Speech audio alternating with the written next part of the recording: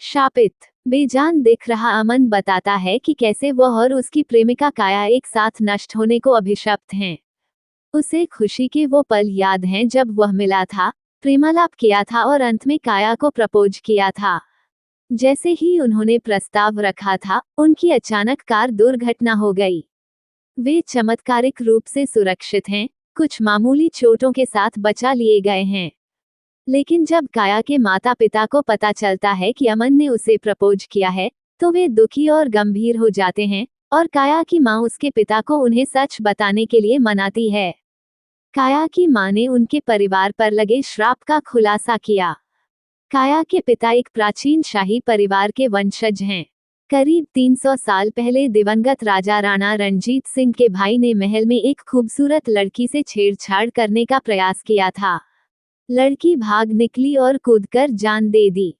पता चला कि लड़की शाही गुरु आचार्य सच्चिदानंद की बेटी थी और लड़की की शादी होने वाली थी। आचार्य, एक बुद्धिमान और शक्तिशाली आध्यात्मिक गुरु, विश्वास से परे क्रोधित थे। उन्होंने रणजीत सिंह को एक भयानक श्राप दिया। रणजीत सिंह की वंश की कोई भी बेटी कभी शादी का आनंद नहीं लेगी। यदि वे कभी विवाह करने या सगाई करने का प्रयास करते हैं, तो उन्हें तुरंत मृत्यु का सामना करना पड़ेगा। अमन और काया तबाह हो गए। वे तंत्र मंत्र के विशेषज्ञ प्रोफेसर पशुपति के पास पहुंचते हैं। प्रोफेसर बताते हैं कि पीढ़ीगत श्राप जैसे काया पर श्राप आमतौर पर एक बुरी आत्मा से जुड़े होते हैं। यह आत्मा श्राप की रक्षक है और यह श्राप को क्रियान्वित करती है, पीड़ितों की जान लेकर। अमन को याद आता है कि बुरी आत्मा के कारण उनकी कार दुर्घटना हुई थी। अमन ने आत्मा को नष्ट करने का सुझाव दिया। हैरान प्रोफेसर इस पर हंसते हैं और अमन से काया को भूलकर आगे बढ़ने का आग्रह करते हैं। अमन और उसका दोस्त शुभ निराश हैं। अमन दृढ़ है। वह प्रोफेसर के कुछ कार्यों को देखता है और पुस्तकालय से एक शापित पुस्तक एक बुरी आत्मा के साथ खतरनाक पीछा करते हुए प्राप्त करता है। यह आश्वस्त होकर कि अमन दृढ़ निश्चय और सक्षम है, प्रोफेसर उनकी मदद करने के लिए सहमत हो गए। उनका पहला पड़ाव एक परित्यक्त सिनेमा है। प्रोफेसर बताते हैं कि यह कई आत्माओं द्वारा प्रेतवाधित है और कुछ महान आत्माएं दुष्ट अभिशाप रक्षक का पता लगाने में उनकी मदद करने में सक्षम हो सकती हैं। अमन और काया थिएटर में प्रवेश करते हैं।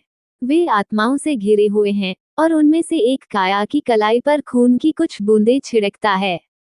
प्रोफेसर व्याख्या करते हैं, बूंदे माघ के प्राचीन साम्राज्य वर्तमान महिपालपुर के निर्देशांक हैं। वे महिपालपुर पहुंचते हैं और जीर्ण शीर्ण सरकारी गेस्ट हाउस में रहने लगते हैं। दुष्ट आत्मा अथक है।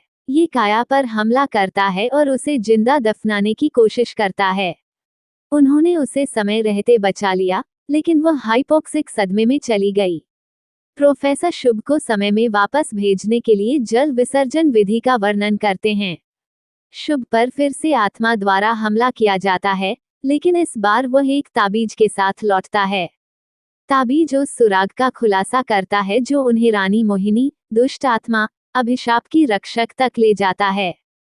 300 साल पुरानी माघ जेल के क्यूरेटर की सहायता से प्रोफेसर रणजीत सिंह की आत्मा को जगाने के लिए एक श्रृंखला प्रस्तुत करते हैं।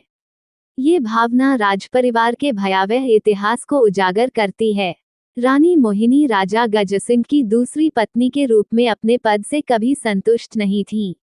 वह एक जादूगरनी भी थी।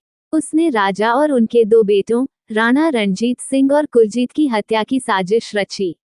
उसके हत्यारों ने राजा गजसिंह की हत्या कर दी, लेकिन अंततः शाही रक्षकों ने उन्हें हरा दिया और मार डाला। रणजीत सिंह सिंहासन पर बैठे और रानी मोहिनी की काली शक्तियों के बारे में जानने के बाद तुरंत उन्हें फांसी देने की व्यवस्था की। हालांकि रानी मोहिनी ने अपनी आत्मा को पृथ्वी पर रखने के लिए एक काला ताबीज में बंद बनाया। उनके वध के बाद उनकी आत्मा श्राप आचार्य सच्चिदानंद द्वारा की रक्षक बन गई और रणजीत सिंह के परिवार को हमेशा के लिए पीड़ा देगी। काया की हालत खराब हो गई। उसे सर्जरी में लगाया गया है।